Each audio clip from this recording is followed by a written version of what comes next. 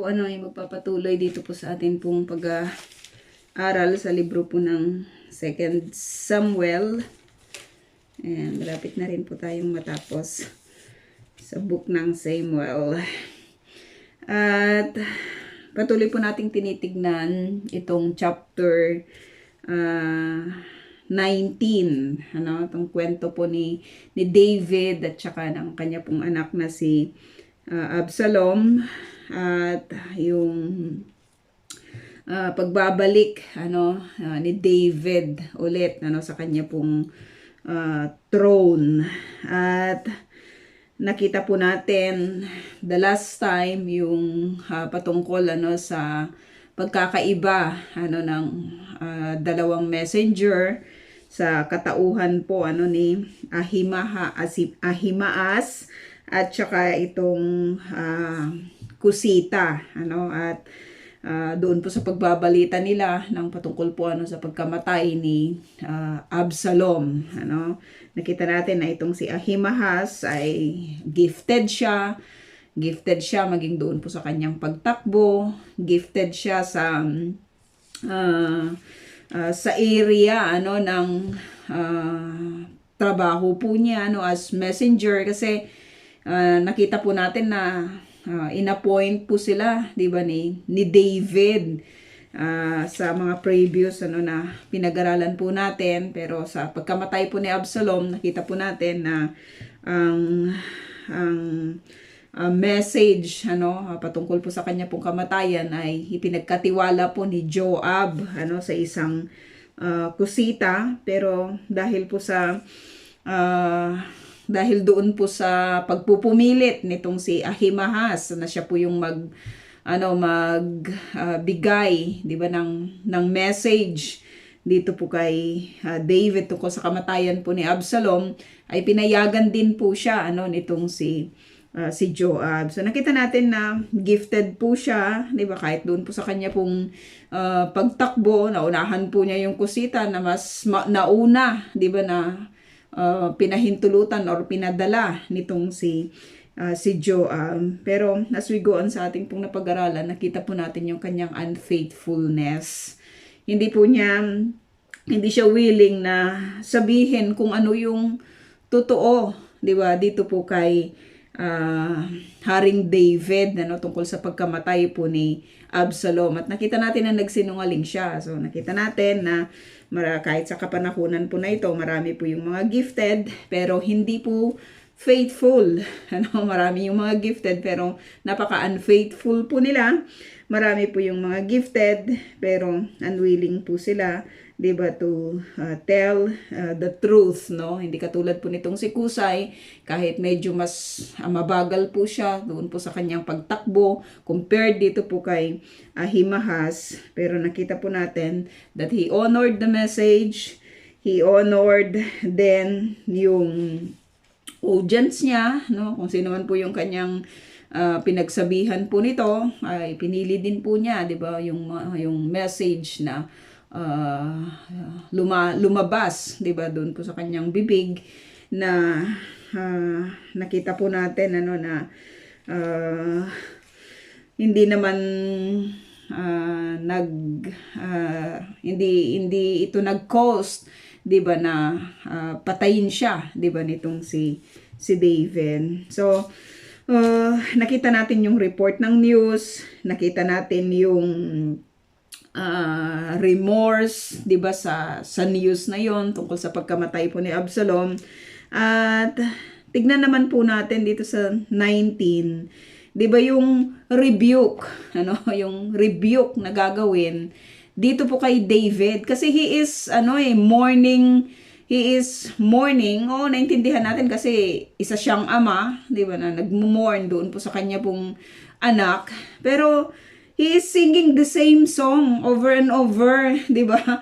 Again and again, he is singing the same song, Absalom, Absalom, anak ko, Absalom, Absalom, anak ko, di ba? Ako na lang sana ang namatay at hindi ikaw, Absalom, anak ko, di ba? Anak ko. He's singing the same song, sa pagkamatay nitong si Absalom. At alam mo yon yung sabi niya, ako na lang sana ang namatay, no? Ito po ay, ano, no? Hindi po natin sinasabi na masama po yung mag-mourn, di ba? Hindi po natin sinasabi na masama po yung malungkot. Pero, kapag ang kalungkutan po ay nagtatagal, di ba? At ang kalungkutan ay lumalaban na doon po sa nais or doon sa character, 'di ba, ng Diyos mismo, at na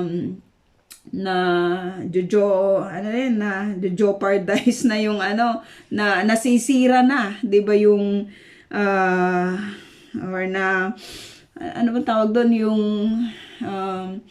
na nasisira na, 'di ba, yung nalulost na yung focus, 'di ba, ng isang tao doon po sa kanya pong pagkatawag, ay hindi po ito makakaganda, 'di ba, sa kanya. Nakalimutan itong si David na isa po siyang king at meron pong kingdom, 'di ba, na ipinagkatiwala po sa kanya. Meron po siyang position, 'di ba, na tinanggap mula po sa Panginoon. Pero nakita natin na yung personal issue niya regarding doon po sa pagkamatay ng kanya pong anak, nakahanda po siya na i-leave, 'di ba, yung kanyang office, na alam mo yan, yung mga tao na nagpakandahirap, na protektahan siya, itinaya po yung mga buhay po nila, 'di ba, para po sa kanya pong protection. Hindi niya po yun nakita, no? Na lost po yung kanya pong focus dahil masyado po niyang dinibdib, 'di ba, yung nangyari dito po sa isang rebelde, 'di ba, na kanya pong anak. So 19, nakita po natin dito, mga kapatid, hindi ko po alam kung hindi ko na matandaan kung saan tayo nag-end the last time. Sabi po dito, 'di ba, na may nagbalita po dito po kay Joab na umiiyak at nagluluksang hari sa pagkamatay po ni Absalom. Kaya napalitan ng pagluluksa ang dapat sana ipagdiriwang dahil sa pagtatagumpay ng hukbo. So, napaka hirap na sitwasyon po ito, especially sa part po ng kanilang general na itong si Joab, na supposed to be wala na po silang magiging problema, pero iba yung response nitong si David. Iba yung response niya, no? Talagang nagluluksa siya, sabi dito, dahil sa pagkamatay, 'di ba, ng kanyang anak na si Absalom. At imbes na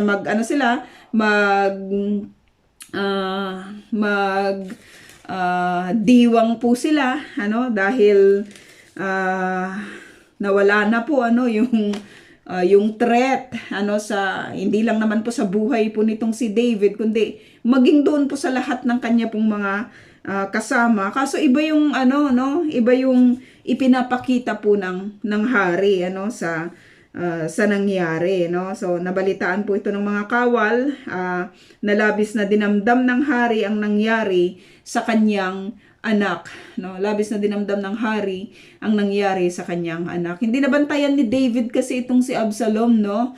Na doon po sa pagsusumikap po niya na makuha yung mga puso ng mga Israelita. Maagang maaga pa di ba? Bumabangon na itong si Absalom at ini-entertain yung mga tao na supposed to be makikipag meeting or may idudulog, di ba, na problema dito po kay Haring David. Naging kampante po siya, at kahit noong nagkasala na po itong si Absalom, nakita po natin na hindi po siya nag-execute, 'di ba, ng justice doon po sa ginawa nitong si Absalom na pagpatay doon sa kanyang kapatid, at yung pang-violate din ng kapatid po nila sa isa po nilang kapatid din, no? Sa kapatid po ito noon, itong si Tamar, 'di ba, kapatid ni Absalom na violate, 'di ba, ni Amnon, no? Marami kasing asawa itong si David, 'di ba? Bale 8 po yung asawa po niya at 10 po yung kanyang concubine, dito siya nag-fail sa area po na ito. Pero as we go on sa ating pag-aaral, makikita po natin yung pagbabago, 'di ba, sa kanya pong buhay. At sabi dito, dahil dito ay tahimik silang pumasok sa lungsod na parang mga kawal na nahihiyang magpakita sa madla dahil sa pagkatalo sa labanan, 'di ba? Parang talo ka na kasi dun natalo ka na dun kasi instead na maging joy ito sa hari, iba nagluluksa itong hari na ito, no? Nagluluksa, nalulungkot, 'di ba? Umiiyak yung hari na ito sa tagumpay nila, 'di ba? Sa tagumpay nila, no, dahil doon po sa mga personal na issue na involved po yung kanyang anak. At sabi dito, verse 4, tinakpan ng hari ang kanyang mukha at umiiyak ng malakas, Absalom anak ko, Absalom anak ko, no? Patuloy siya sa pagmumorn, 'di ba, sa kanyang anak. Lagi nating binabanggit na naintindihan natin na ama siya, pero isa siyang hari May trabaho siya, may position siya, 'di ba? May kingdom na pinoprotektahan po niya, no? May kingdom na pinoprotektahan nitong si Absalom, at napaka hirap, 'di ba, ng kanya pong binanggit po dito na dapat siya na lang sana yung namatay. Kung ganun din lang, dapat hindi ka na umalis, 'di ba, doon sa Jerusalem. Tapos sinantay mo na lang si Absalom na patayin ka, 'di ba? Parang ganun, no, yung message nito sa mga, sabi dito, sa mga kawal na nagbuwis, 'di ba, ng kanila pong buhay para maprotektahan, 'di ba, yung hari po na ito. So, ang ginawa po nitong si Joab ay pumasok po siya dito sa silid, 'di ba, ni David, at ni-rebuke po yung hari. Ni-rebuke yung hari. Minsan takot kasi tayo sa takot tayo sa salitang rebuke, na para bang binabanggit na ito ginagamit ito ng madalas na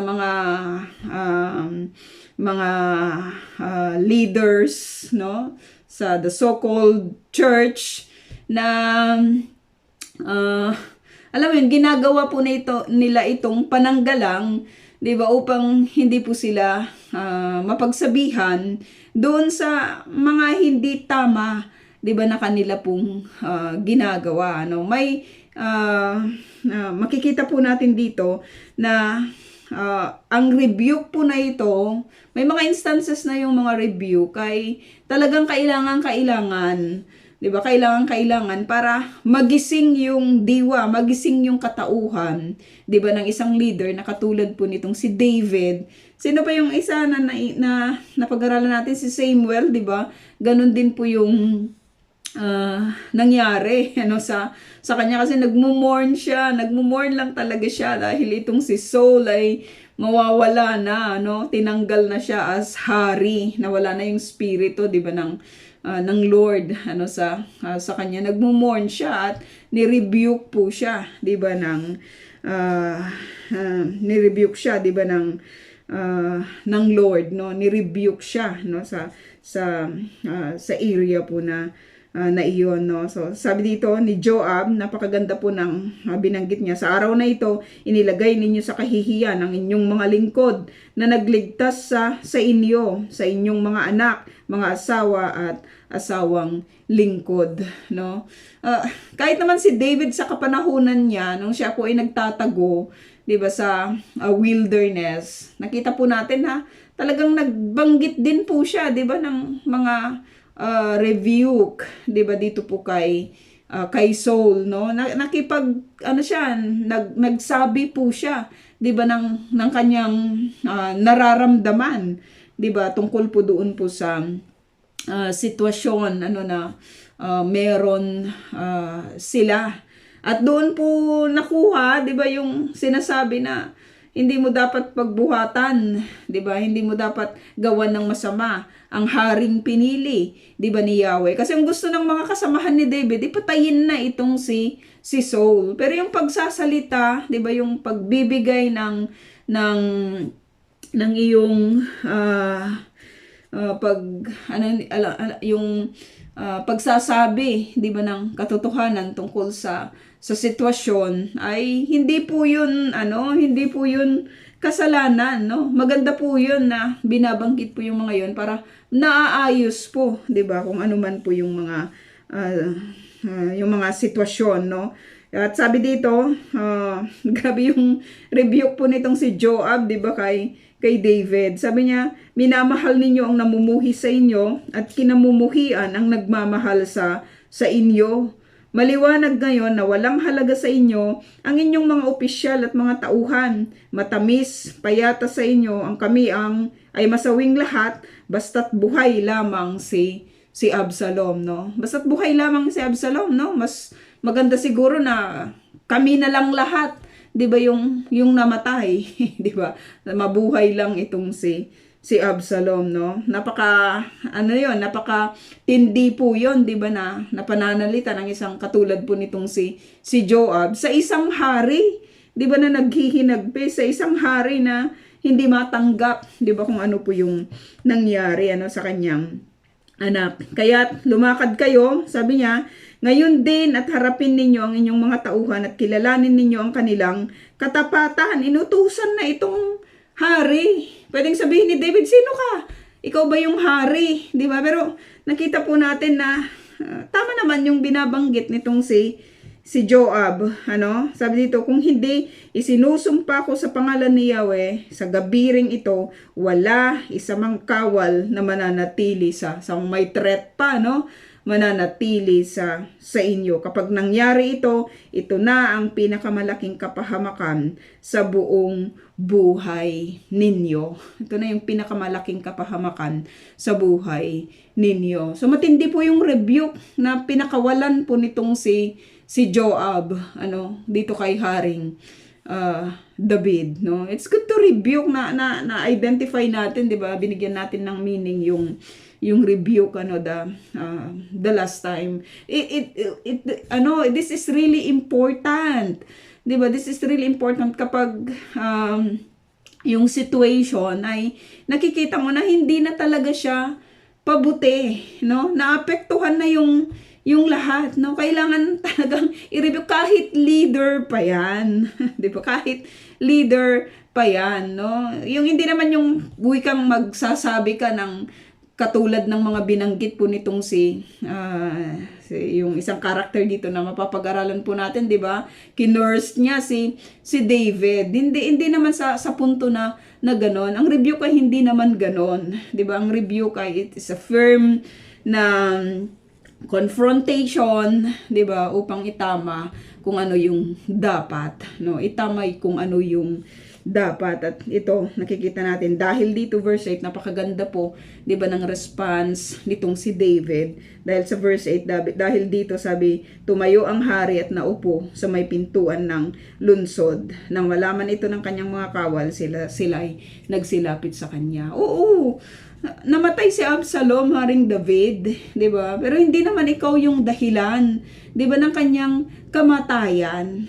Actually, sa mga previous na napag-aralan po natin, si Lord mismo yung nagpahintulot nito, 'di ba, na yung mga advice, 'di ba, ni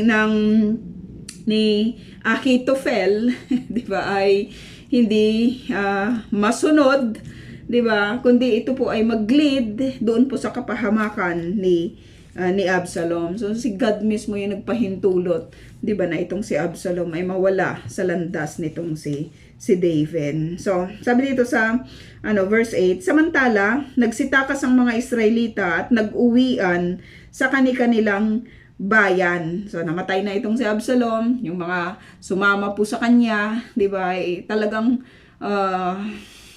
nakita natin nagsitakas sila kasi syempre matatakot sila, babalik na itong si David na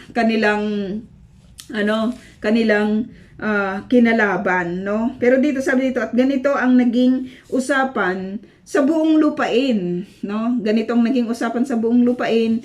Iniligtas tayo ni Haring David sa lahat nating kaaway at pinalaya sa mga Filisteo, pinalaya sa mga Filisteo. Ngayon naalala nila, 'di ba, yung ginawa po nitong si David, no? Ngunit dahil kay Absalom, napilitan siyang umalis.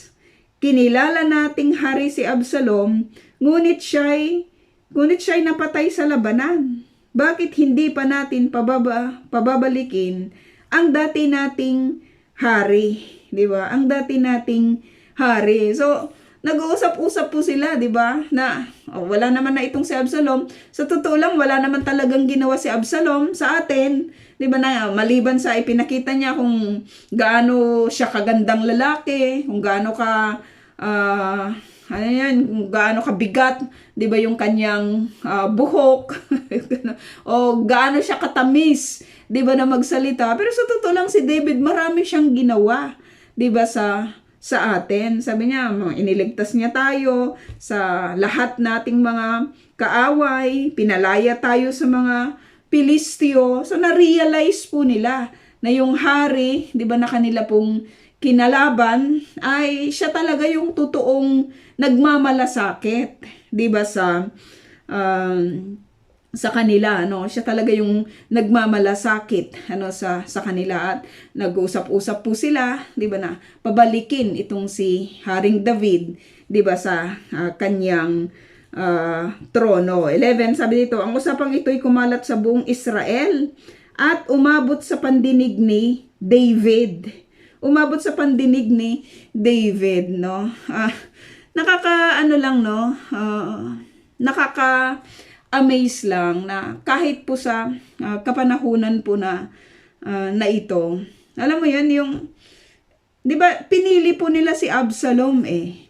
Pinili nila si Absalom, pero nag-fail, 'di ba, yung pagpili po nila, no? Itong si Absalom ay alam mo yun, very attractive siya sa lahat. Walang kapintasan kasi sa kanya eh. Tapos matamis pa siyang magsalita. At dahil dito, 'di ba, pinili po nila itong si Absalom, no?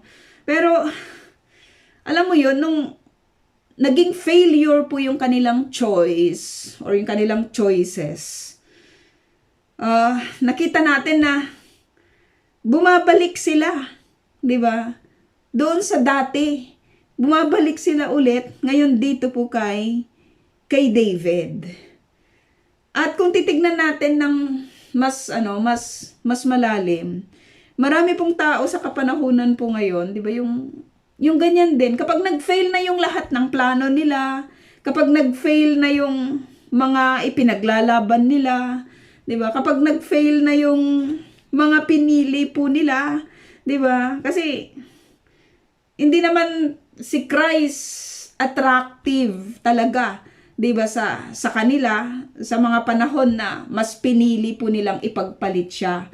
Pero kapag nag-fail na yung lahat ng bagay, 'di ba, nagiging attractive ulit si Kristo, 'di ba, para po sa kanila, no? Na-experience na po ba ninyo 'yon, mga kapatid, na alam mo 'yon, na nagiging attractive lang si Christ when our choices fail us?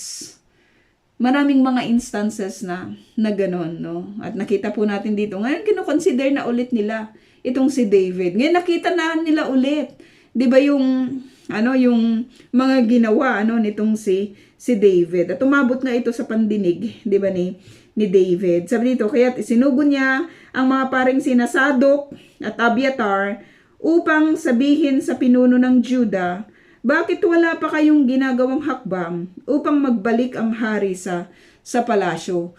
Juda. Itong Juda, 'di ba, mga kapatid? Saan ba galing si David na tribe, no? Saan galing si David na tribe? Ito yung pinaka-strongest tribe eh. Pero alam mo yun, hindi sila willing na pabalikin si David. Hindi sila willing na makipag-participate sa mga usap-usapan na sa buong Israel. Kailangan pa talaga ni David na mag-send sa kanila ng messenger, no? Magpasugo siya ng kanyang mga messenger upang tanungin sa kanila, di ba? Bakit wala kayong ginagawang hakbang, di ba? Upang magbalik ang hari sa palasyo. Kayo'y mga tunay na laman at dugo ko, bakit nahuhuli pa kayo sa paghahangad na ako'y mapabalik doon? Ano? Bakit nahuhuli pa kayo, no? Kung titignan natin mga kapatid, hindi naman nakailangang sabihin ito ni David, 'di ba, sa kanila. Kasi sa ayaw at sa gusto nila, siya pa rin naman yung hari, 'di ba? Wala na rin naman itong si Absalom, no? Kung titignan mabuti, 'di ba? Hindi naman na talaga niya kailangang gawin na, 'di ba, yung bagay na ito. Pero ito kasi yung reality, no? Itong reality na minsan yung ini-expect natin na magbibigay sa atin ng strongest na support, sila pa yung hindi maaasahan. Di ba? Sa mga natin, sa mga sharing natin minsan, no? Nababanggit po natin na sila pa yung hindi sumusuporta, 'di ba, sa iyo. Madalas yung ating mga family, they are supposed to be our strongest support. Pero alam mo 'yun, sila pa madalas yung hindi maaasahan. Sila pa madalas yung hindi nagbibigay sa atin, 'di ba, ng support. So hindi tayo iba. Dito po sa nararamdaman po nitong si David, tribe mo yun 'di ba? Sila'y tribe mo pero parang hindi sila willing, 'di ba, na ikaw ay suportahan. Parang hindi sila willing na ikaw ay pabalikin, 'di ba, sa throne, no? Sabi niya, kayo yung mga tunay na laman at dugo ko, bakit nahuhuli pa kayo sa paghahangad na ako'y mapabalik doon, no? Na ako'y mapabalik doon, no? Si Paul din siya, 'di ba? Naglabas din siya ng kanyang sentiments sa 2 Timothy, 'di ba, 4:16, na sinasabi niya na sa mga kapanahonan na 'yun, wala man lang nagstood, 'di ba, sa tabi ko, 'di ba? Matapos ng napakarami po niyang mga pagsasakripisyo, paghihirap, 'di ba, sa ministry nung sa mga panahon na kailangan po niya ng kasama, 'di ba? Wala man lang sumama, 'di ba, sa kanya. Wala man lang nanatili, 'di ba, sa kanyang tabi. At masakit 'yon sa part po nitong si David, sapagkat kahit po yung kanyang tribo, kahit yung kanyang pamilya supposed to be, ay nakakakitaan ng walang eagerness, 'di ba, na pabalikin po siya, 'di ba, sa throne, no? At ang lesson siguro na makita po natin doon, people will really disappoint us, even yung mga closest na mga people around us. So we just need to be ready lang talaga, 'di ba, na may mga ganito talaga na pangyayari, 'di ba, sa buhay natin, no? Kahit sa buhay po ni David, sa buhay po natin. Hindi naman kailangang i-force ni David, 'di ba, yung kanyang rule sa mga tao na ayaw po sa kanya, no? Katulad din po ng ruling po ng Panginoong Hesus Kristo, hindi po niya pinupuwersa, 'di ba, yung kanyang sarili na tanggapin siya. You can reject him as long as you want, but there will be a consequences lang talaga in your rejection. Ito yung maganda sa Panginoon. He respect your choice, 'di ba? He is respecting, 'di ba, yung mga choices po natin. Kahit itong si David, pinakita po niya sa atin na kung ano yung choice nyo, nagsabi ako, 'di ba, sa inyo, kung ano yung choice nyo, 'di ba, irerespeto ko 'yon, no? Irerespect ko iyon, no? Pero maraming mga nakaka-disappoint lang talaga, 'di ba, sa buhay po na ito. So we just need to be ready. Sabi dito sa verse 13, at ipinasabi naman niya kay Amasa, itong si Amasa, alam po natin na binanggit na po siya sa atin, no, sa mga nakaraan na pag-aaral po natin. Ikaw ay tunay kong laman at dugo. Ikaw ngayon ang hinihirang kong pinuno ng hukbo, kapalit ni Joab. Patayin nawa ako ng Diyos kung hindi ito ang gagawin ko. Anong nangyayari dito? 'Di ba? Papalitan ka agad ni David yung kanyang general, no? Yung commanding general niya na si Joab. At itong si Amasa, alam po natin, 'di ba, na inappoint po ito ni Absalom, 'di ba, as his commander in chief, 'di ba? Commander as his general, 'di ba, na maglilid doon po sa kanyang army. Tapos ngayon itong si David, ina-appoint niya ngayon itong si Amasa. Sa 2 Samuel 17:25, alam natin, sabi niya dito, 'di ba, na ikaw ay laman ng laman, relative siya, no? Pamangkin siya ni David at pinsan niya si Joab. Isa siya sa mga traitor ni David. Tapos ia-appoint mo ulit. Anong ginagawa ni David dito? 'Di ba? Bakit niya ina-appoint itong si Amasa? Bakit ganon, no? Bakit ganon? Akala ko ba ay okay na sila ni Joab? Pero makita po natin dito, mga kapatid, may mga reason siguro, no, na makita po natin dito kung bakit ganun po yung nangyayari po dito. So probably pwede nating sabihin na maaring personal issue, sapagkat pinatay nitong si Joab, nalaman na marahil nitong si David na ang pumatay, 'di ba, sa kanyang anak ay itong si Joab, no? So personal issue, at probably ay may mga may area din ng political yung magandang political move din ito, 'di ba? Sapagkat inappoint po ito ni Absalom, itong si Amasa, at si Amasa ay galing sa tribe nitong Judah. Sa tribe po siya ng Judah. So yung tribe po na ito ni Judah ay in favor of Absalom. So it's a political move na ginagawa po ni David, trying to persuade pa rin, no, ang Judah, ang tribe ng Judah, na i-consider nila kahit hindi naman nakailangan. Pero ganito po yung ginawa po ni David as king. Magaling siya sa strategy, 'di ba? Magaling siya sa kung sa kapanahunan natin ngayon, magaling siya sa politika, no? Sa politika kasi natin ngayon, may mga pagkakataon na yung kaibigan ay kaaway pala. At yung kaaway, yung nagmumukhang kaaway, ay kaibigan pala, no? May mga ganong technique din sa politika, no? Pero nakita natin lang talaga itong si David sa kanyang pag-rule. Hindi siya ano bang tawag doon sa Ilocano, kasi buwakaw eh.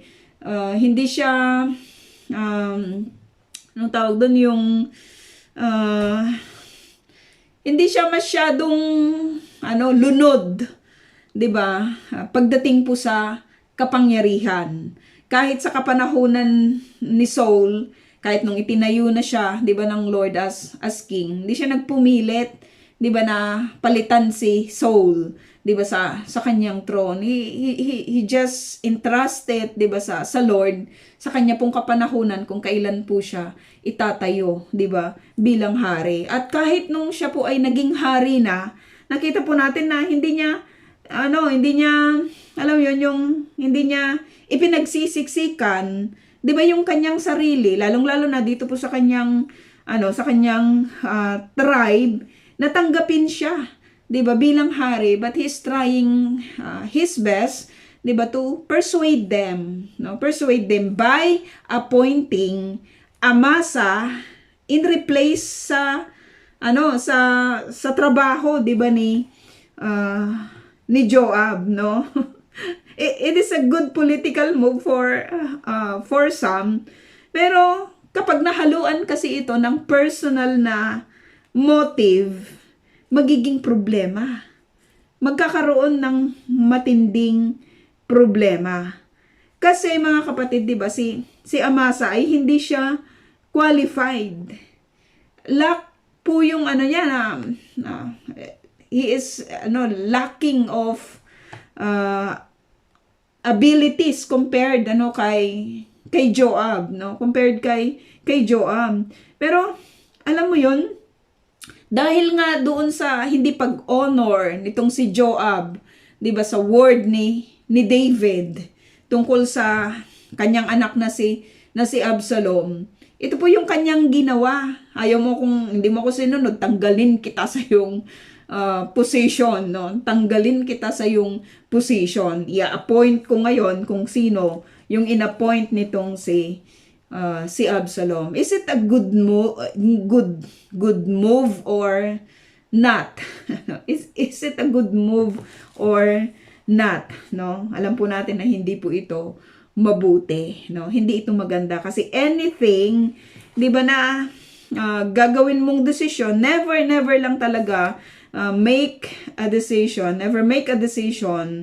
to promote or put somebody in position if your motive is with personal na attack or personal na aspect, no? May personal na aspect sa area na yun. Kasi may may requirements po ang God Whatever be your reason, kasi kapag ganun po yung ginawa po natin, you will invite trouble. You will invite trouble, no? And that's true for everything. Merong standard ang Lord pagdating po sa pagtatayo, 'di ba, ng kahit sino man, 'di ba, na ilalagay sa position, no? So tatanggalin itong si Joab, no? Ilalagay po itong si Amasa, at makikita po natin as we go on, 'di ba,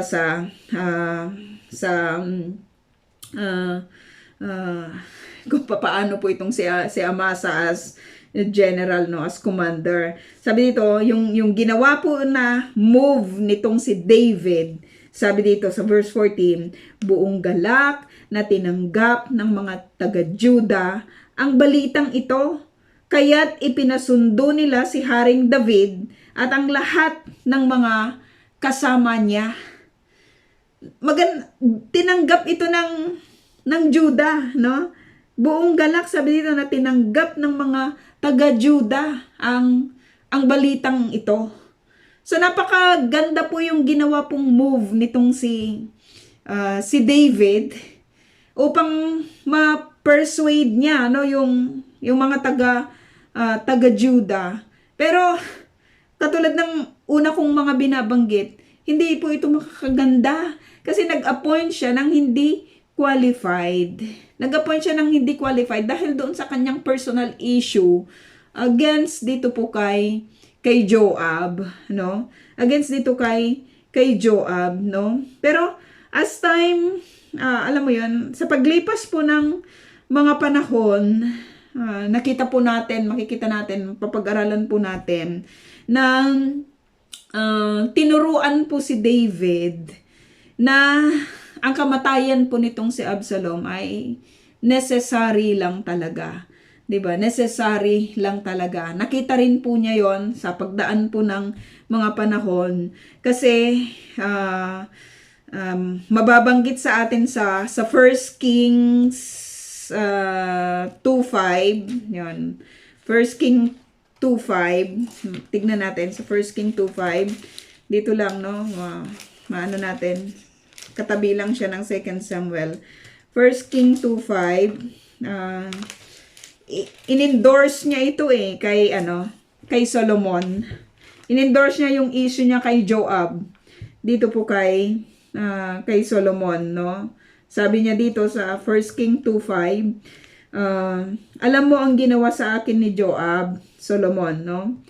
Alam mo ang ginawa sa akin ni Joab na anak ni Seroias. Nang patayin niya ang dalawang pinakamataas na pinuno ng hukbo ng Israel na si Abner at si Amasa na anak ni Jeter.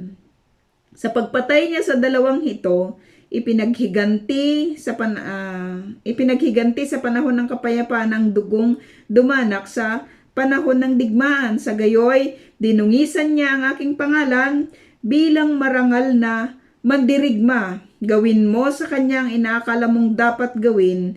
Huwag mong hahayaang mamatay siya ng mapayapa. In-endorse niya kay Solomon, di ba? Itong si Joab. Pero there is something, merong hindi siya binanggit dito na pinatay ni Joab. Sino? Si Absalom, di ba? Hindi na niya binanggit. Kasi, alam mo yun, naturo sa pagdaan ng mga panahon na realize din, ni David, na yung kamatayan talaga ni Absalom ay necessary para ma-preserve yung kingdom, at maging maayos, 'di ba, yung kingdom na ipinagkatiwala, 'di ba, ng Lord dito po kay David. So, sabi dito, let's continue. Ipinasundo nga ng mga taga Juda rin, itong si Haring David at ang lahat ng mga kasama niya. 15, pumunta na nga sina Haring David at ang mga kasama niya sa Ilog Jordan. Nagtipon naman ang mga taga-Juda sa Gilgal upang salubungin siya at samahan sa pagtawid sa ilog. Isa sa mga sumalubong kay David ay si Simei, anak ni Gera na taga Bahurim. Ang taong ito ay Benjaminita at nagmamadali ring sumama sa mga taga Juda. So dito sa pagbabalik po ni Haring David, makikita po natin yung apat, 'di ba, na mga mga encounters niya. Una dito po sa mga elders, 'di ba, dito sa mga elders ng doon sa mga pinuno ng Israel, particularly dito sa mga taga Juda. At pangalawa itong si Simei. Naalala natin, 'di ba, itong si Simei na talagang pinagbabato-bato pa niya si David nung tumatakas po si David, at pinagwiwikaan po siya ng kung ano-anong hindi yung alam mo yun, yung mga masasakit, 'di ba, na mga pananalita. At ngayon, at pabalik na itong si David, 'di ba, as king, na-realize nitong si Simei, 'di ba, na he is in trouble. He is in trouble lang talaga, 'di ba? At tignan natin, yung timing ng kanya pong ng kanya pong pagpapakita, 'di ba, dito kay David, nung nawala na itong si Absalom, at pabalik na si David, 'di ba, sa kanyang throne, at meron pa siyang mga kasama. Nagmamadali siya, 'di ba? Nagmamadali siya na sasalubong din dito kay David na kasama ng mga taga Juda, Kasama niya, sabi dito, ang may 1,000 katao, buhat din sa Benjamin. Alam mo yun, pa siya, nagkuha pa siya ng mga 1,000 katao, nakagather siya, 'di ba, ng 1,000 katao para salubungin, 'di ba, itong si David, Bakit? Bakit niya gagawin 'yon? Kasi alam niya na nasa nasa trouble na siya, 'di ba? Kaya kailangan niyang umaksyon, 'di ba, para ma-save siya or hindi siya patayin, 'di ba, ng hari. Nagkuha pa siya ng 1,000 katao, 'di ba, sabi dito, buhat din sa sa Benjamin, yung tribe ni Benjamin. Nagmamadali ring bumaba sa Jordan si Siba, ang alipin ng sambahayan ni Saul, kasama ang kanyang 15 anak na lalaki at 20 alipin. Pati itong si Siba, no? Tumawid sila sa ilog upang tulungang makatawid ang sambahayan ng hari at upang gawin ang anumang ipag-uutos niya. So ayan ulit sila, 'di ba? Napakalungkot po yung pag-alis ni David sa Jerusalem, pero ito at pabalik na po siya ay nakikita po natin na marami na ulit, 'di ba, yung susuporta sa kanya. Sabi ito, nang tatawid na lamang sila sa Jordan, nagpatira pa sa harapan ng hari si Simei. So ibang character na ang nakikita po natin sa katauhan po nitong si Simei. Hindi na siya yung dating nakita po natin na matapang, 'di ba? Minumura niya si David. Hindi siya tumitigil sa pambabato, 'di ba, dito po kay David. Ngayon ay nagpatira pa siya, 'di ba, sa harapan ng hari. Nagpatira pa siya sa harapan ng hari bilang kanyang paggalang, 'di ba, bilang pagrespeto, 'di ba, sa hari. O kung titingnan natin, totoo ba kaya yung ginagawa po nitong si May? 'Di ba, alam mo 'yon? Alam niyang nabibingit po siya sa kamatayan, ay kailangan niyang gawin, 'di ba, yung mga bagay na ito. Ang dami niyang winika, 'di ba, kay Haring David. Pero ngayon, at itong si David ay hari na ulit, ito siya ngayon, 'di ba? Nagpapatira pa sa harapan ni Haring David. Sinabi niya sa hari, kalimutan na po sana ninyo ang kasamaang ginawa ko nang kayo'y papaalis noon sa Jerusalem. At umihingi na siya, 'di ba, ng patawad dito kay David. Patawarin na po ninyo ako sa lahat ng ito. Inaamin ko pong nagkasala ako sa inyo, no? Inaamin ko pong nagkasala ako sa inyo. So kung maririnig mo yung ganito pong mga pangungusap sa bibig ng isang tao na talagang grabe yung ginawa, 'di ba? Grabe yung mga ginawa sa nakaraan, siguro maaantig ka. Tapos ang dami pang audience, 'di ba? Nakaririnig ng mga bagay na ganito na kanya pong binabanggit. Patawarin na po ninyo ako. 'Di ba?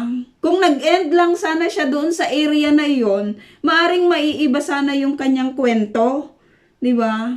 Pero dinagdagan pa niya kasi eh. So makikita natin na totoo ba yung kanyang paghingi ng tawad? Makikita ba ito ni David? Mararamdaman ba ito ni David? Sincere ba siya, 'di ba, sa kanyang ginagawa? Hindi mo ba siya pagsususpetsahan na ginagawa lang niya ito as kabalimbingan para preserve, 'di ba, or hindi siya patayin, 'di ba, ni David, no? Dinagdagan pa niya kasi eh, 'di ba? At ang kanyang dinagdag ito, sabi niya, kaya po naman ako ang nauna. Ako ang nauna, bida na ulit siya. 'Di ba? Ako ang nauna, sabi niya, sa mga liping tagahilaga. 'Di ba? Makikita mo lang talaga minsan doon sa mga pananalita ng mga tao kung ano talaga yung motive nila. 'Di ba? Kung ano talaga yung laman ng puso nila. Kung puro sila pabida, 'di ba? Ibig sabihin noon, ewan ko kung na-identify po ninyo yung mga taong katulad po nitong si Simei. 'Di ba, na alam mo yun, yung laging bida, yung pabida sa lahat, yung parang alam nila yung lahat. Yung parang sinasabi niya na magaling siya, 'di ba, magaling siya kasi nakapagkuha nga siya ng 1,000, 'di ba, na susuporta sa kanya. Tapos nauna pa siya. 'Di ba, sabi niya, kaya po naman ako ang nauna. Kailangan mo pa bang sabihin yun, si May? 'Di ba, na ikaw yung nauna? Alam na yun ng hari kung sino yung nauna niyang nakita. Di ba? Pero kailangan mong i-insist, kailangan mong, alam mo yon, banggitin yung mga ito para magmukha kang magmukha siyang, magmukha siya talaga na masyadong excited. Di ba? Doon po sa pagbabalik nitong si Haring David. Sabi niya, kaya po naman ako ang nauna sa mga liping tagahilaga upang sumalubong sa inyo, mahal na hari. So, kulakabod sa iyo, si May. Di ba na ikaw yung nauna? Maantig ba niya yung puso nitong si Haring David na patawarin siya? Pero si Abishai, dito sa verse 21, sabi niya, tumutol si Abishai at ang sabi, di ba, hindi na antig itong si Abishai. Alam natin si Abishai, di ba? Sabi dito, hindi ba dapat patayin ang taong ito sapagkat nilait niya ang haring pinili ni Yahweh? Di ba? Hindi ba dapat patayin itong si Simei? Di ba dahil nilait niya yung haring pinili ni Yahweh, no? Nagsalita ang hari 22, sino ba, sabi dito, sino bang humihingi ng payo ninyo, mga anak ni Sirayas? Bakit ninyo ako pinangungunahan? Ako ngayon ang hari ng buong Israel at isinusumpa ko walang sino mang papatayin sa Israel ngayon. Yung word na ngayon is important yun, ha? Very important yun, no? Tandaan natin yun.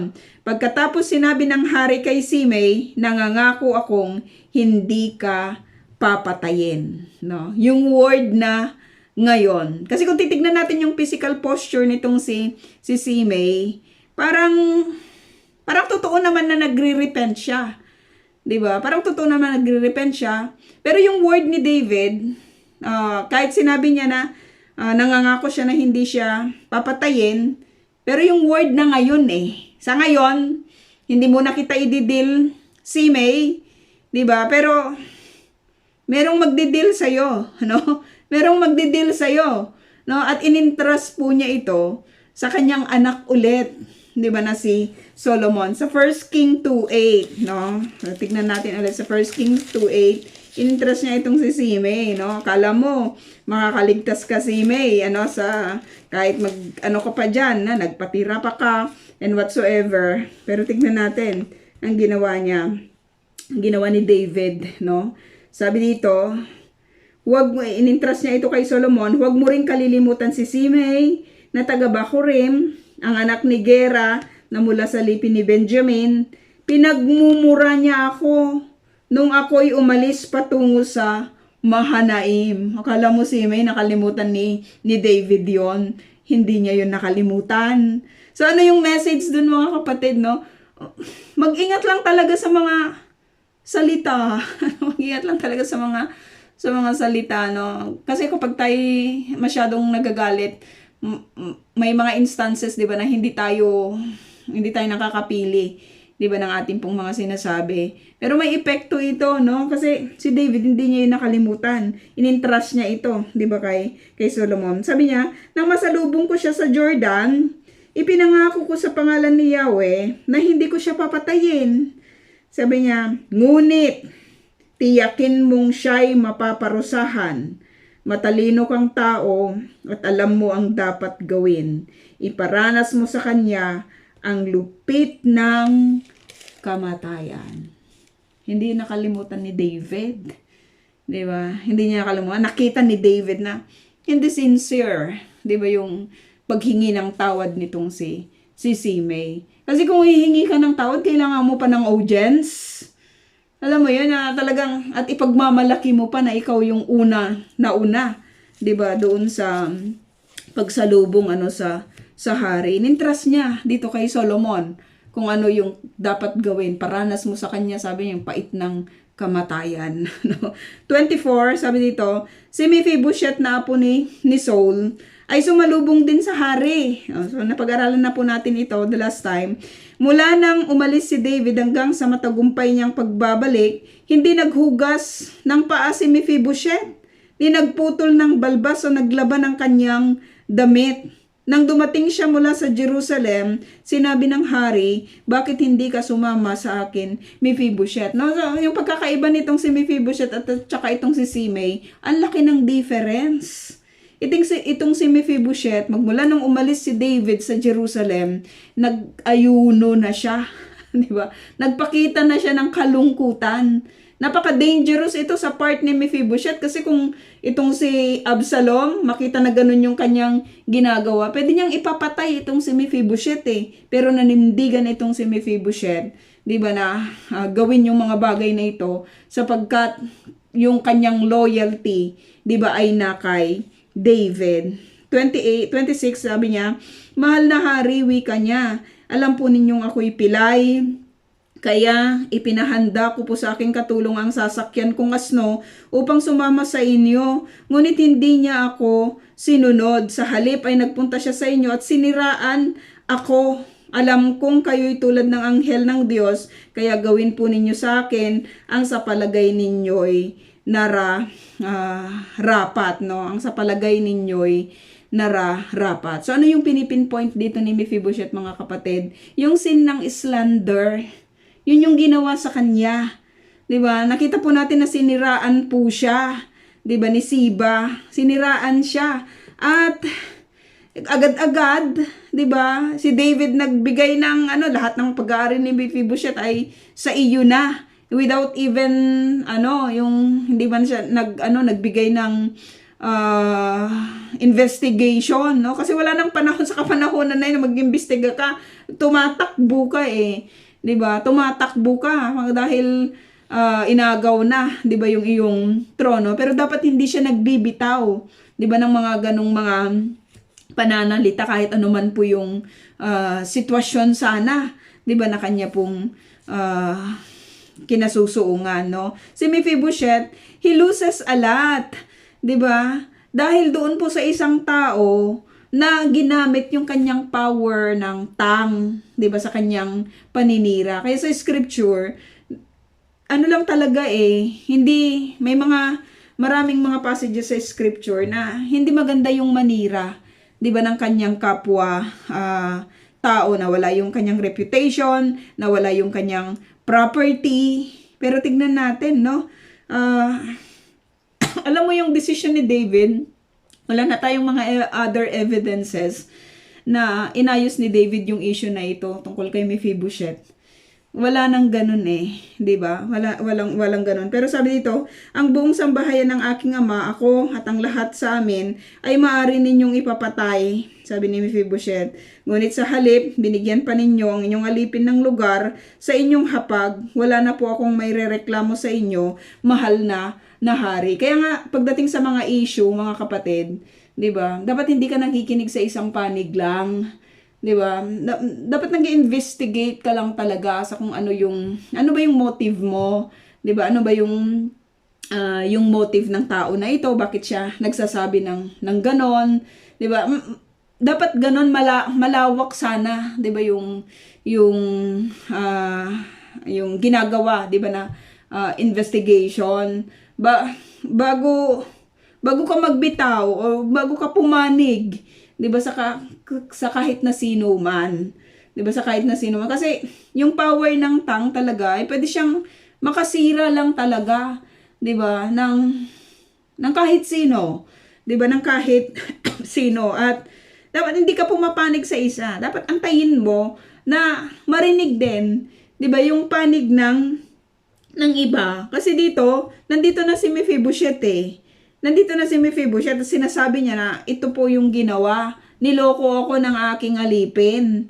'Di ba? Instead na dalhin sa akin yung asno para ako'y sana'y makasama sa inyo, hindi niya yun ginawa. Sa halip, pumunta siya sa inyo at siniraan ako. 'Di ba? Pero gawin po ninyo kung ano yung nais niyo. Wala na po kung may rereklamo sa inyo. Sabi dito, mahal na hari. Sumagot ang hari, wala ka nang dapat sabihin pa, Mephibosheth. Nakapagpasya na ako na maghahati kayo ni Siba sa ari-arian ni Saul. Maghahati kayo sa ari-arian ni Saul. Tama ba yung ginagawa ni David? 'Di ba? May batas kasi sa Deuteronomy, 'di ba, na hindi dapat ganito yung kanyang ginagawa. Hindi dapat ganito yung kanyang ginawa. Dapat nag-investigate siya. 'Di ba? Dapat mag-invest. Pero nakita natin na hindi na niya ito pinag-aksayahan, 'di ba, ng kanyang panahon. Pero kahit ganun po yung kanyang verdict dito kay Mephibosheth, nakita po natin na yung loyalty po ni Mephibosheth ay nasa kay David, no? Ngunit sinabi ni Mephibosheth, hayaan na po ninyo sa kanyang lahat, sapat na sa aking kayo'y mapayapang nakauwi. So, ang importante po kay Mephibosheth is his king. Itong si David ay nakabalik doon po sa kanyang trono. Yun po yung masigit na mahalaga, 'di ba? Para po dito kay Mephibosheth. At may ewan ko lang, no, pero hindi na kasi nagbigay yung scripture ng marami pang details tungkol dito. Pero may instances sa ruling ni Solomon, 'di ba, na yung pinagagawan po yung ng dalawang ina yung isang bata, 'di ba? Na-identify kaagad ni Solomon kung kanino talaga anak, 'di ba, yung bata po na yun na pinag-aagawan, kasi yung tunay na ina ay nakahanda po siyang magbigay, 'di ba, para doon po sa kapakanan ng bata, no? So maaring in this area siguro magandang makita rin po siguro natin yon pagdating po ng panahon kapag tayo po ay papalarin, 'di ba, na makahalubilo po yung mga tao po na ito sa kingdom po ng Panginoon. Na bakit ba siguro may kukwento rin nila sa napakaganda lang siguro, no, yung mga gagawin natin sa kalangitan pagdating po ng panahon, kasi we can ask David anong nangyari, 'di ba, na hindi na ito naisulat sa atin, na anong nangyari kay Mephibosheth or si Mephibosheth, anong mga ganun ba, marami pa, patuloy pa rin yung atin pong pagpupuri sa Panginoon pagdating po ng panahon sa mga areas na pinag-aaralan po natin, na nagbigay sa atin, 'di ba, ng encouragement. So yun po mga kapatid yung ating lesson. Hindi po natin natapos yung isang character nitong si Barzillai, pero ipagpapatuloy po natin sa verse 31. Si Barzillai naman, Erev Tov po. Itatype po na lang po yung ating question.